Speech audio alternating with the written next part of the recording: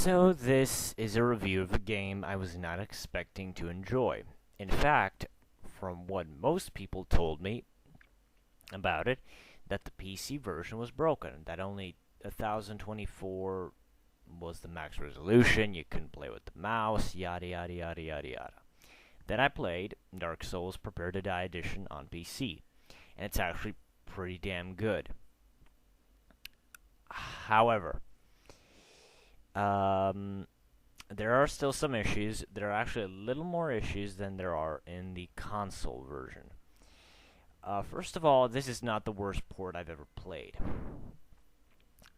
but it is incredibly clear that the developers don't know how to work on the PC.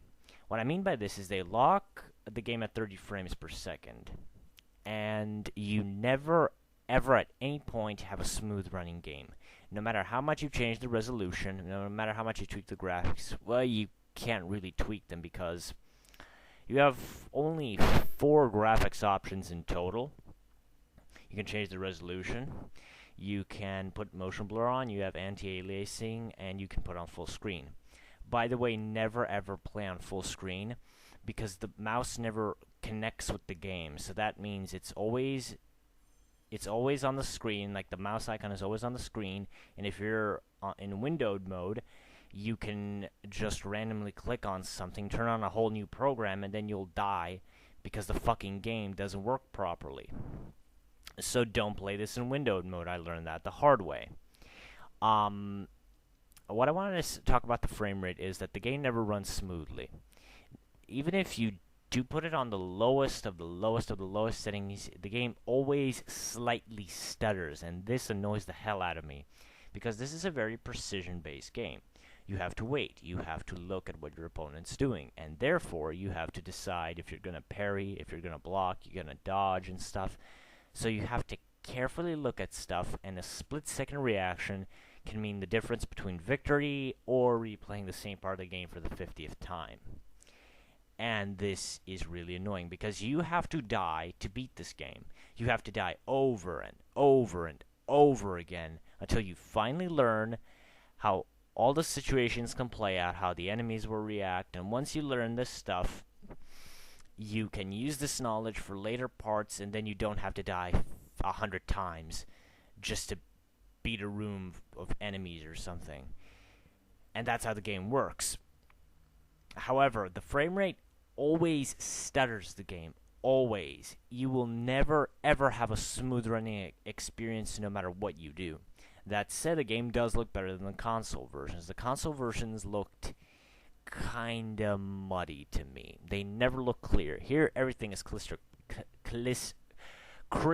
clear. And the details on the armor is actually pretty good. Your character looks very, very cool. The enemies look pretty good most of the time. There's a lot of unique... the enemies look actually unique. This isn't just the generic fantasy monsters over and over. Like, there's this armored boar that can kill you in one attack. Then there's this asylum demon that looks like a big sumo wrestler with demon skin and small wings. I mean, it took some pretty gruesome imagination to come up with some of these sick-looking fuckers. And another issue of the game is that this is a grind fest. Now, ordinarily, I would kill someone for forcing me to replay the same part of the game over and over and over. However, the way the game is built is like this. You go through a part of the game, you reach a bonfire. At this bonfire, you can level up your character, use your souls that you gain by killing enemies. And at this bonfire, when you use this bonfire, rest at it, you replenish your flasks, which regenerate your health, and then you respawn all the enemies. And usually enemies are almost always near the bonfire. So, they cannot kill you at the bonfire because you're protected. However, once you leave the bonfire, they can come after you anywhere you want. And there was this one part of the game early on that sticks in my mind like a sore fucking thumb. I was under this bridge, and there was this dragon. I always used the dragon to kill a bunch of enemies, and this gained me 1,000 souls. However, under the bridge, to get into the castle, I had to fight 3 fucking rats. And rats in this game are your worst nightmare early on, because 2 hits from them without your guard up or your shield up or whatever, and they can poison you. And early on, you will never find poison. So that means you have to run back to the bonfire, heal yourself, fight the same fucking enemies over and over and over again, and then pray to God you can kill those rats. It was so annoying. And then there's the part with the armored boar, which is also annoying because I died there 1,000 times. That was easily the most annoying part of the game for me. But once you learn how the game works, you can kind of forgive it. Also, I got so pissed off, I was like, no, I will beat this game. This is a good game. I just have to work through some of the stuff that I hate, and I will enjoy it infinitely more. And so I did. I played this game all day yesterday. All night, in fact, and all morning, and I just finished it. I cannot say if the new DLC is worth it because I don't know how to access the new DLC. And this is another thing with the game. This is not a story-driven game. There is a lot of cryptic shit that doesn't make sense, and no one talks normal. Almost anytime anyone ever spoke, I was like, huh? What are you talking about? It is made to be like really old English. It's not like that half-assed Shakespearean crap that they say is Old English. This is really Old English, and you will almost never understand people how they speak. And the story is not a big part of this game. It's about the experience a lot of times. And that's pretty much it that I can say about Dark Souls. I mean, it's a dark, it's a gruesome, it's a very hardcore video game. This isn't for everybody. I thought this game was going to kick my ass and I was going to quit. I almost did quit at one point, but I worked through it and I finally beat the game.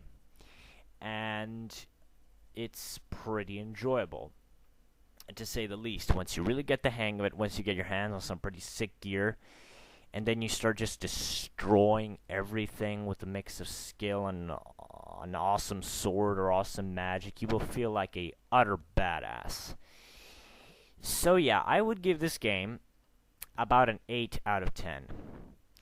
The 2 points that it loses are because the lack of PC-specific options.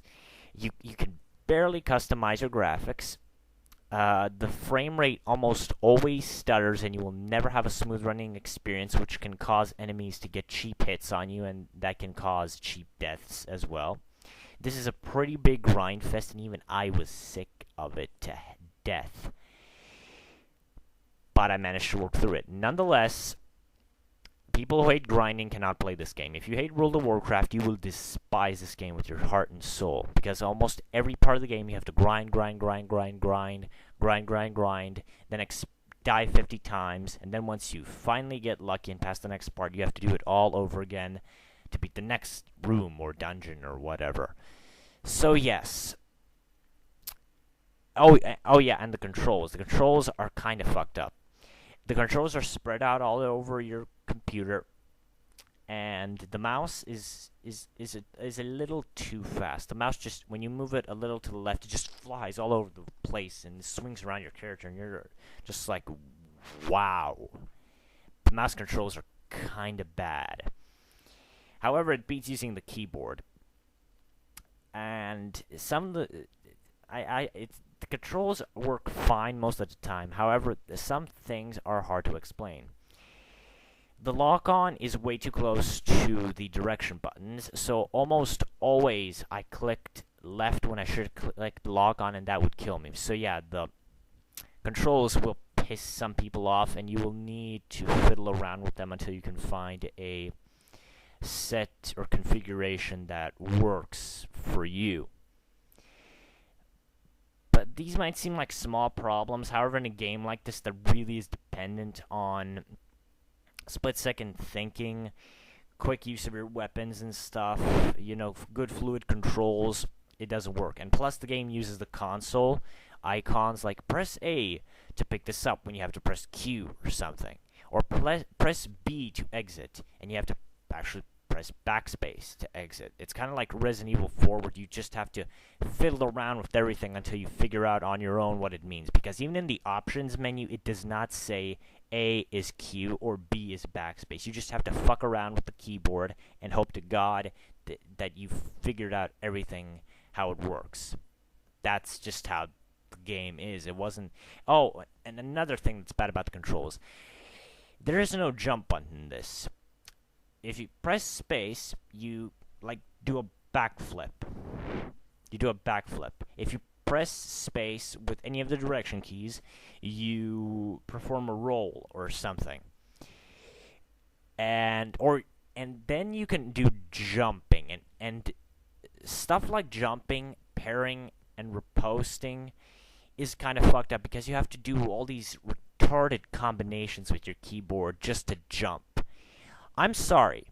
We live in the year 2012.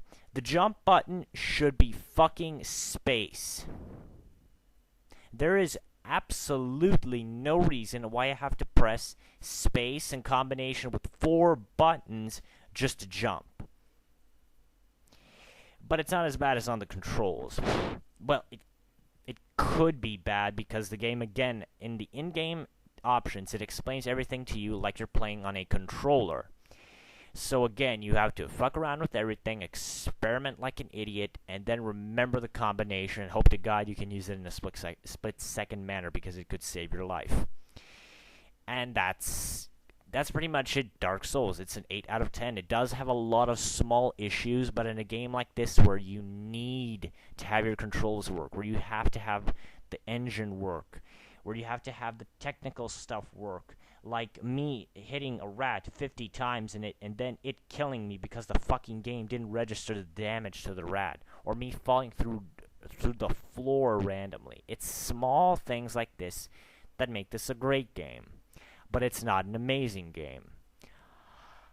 Ah, my God. Whether or not you should pick this up on PC and consoles, it depends. It depends on who you are. If you're a console gamer, you'll enjoy it. If you're a PC gamer, you'll pretty much enjoy it. And that's it on Dark Souls. So yeah, I don't know what I'm going to be doing these next few days. I'll try and get Sleeping Dogs. Arex has told me it's pretty damn good, and I hear it's outselling the console version in several markets, and that it's vastly superior to the console version. So yeah, my next review is probably Sleeping Dogs on PC. So yeah, thanks for watching, guys, and I'm out.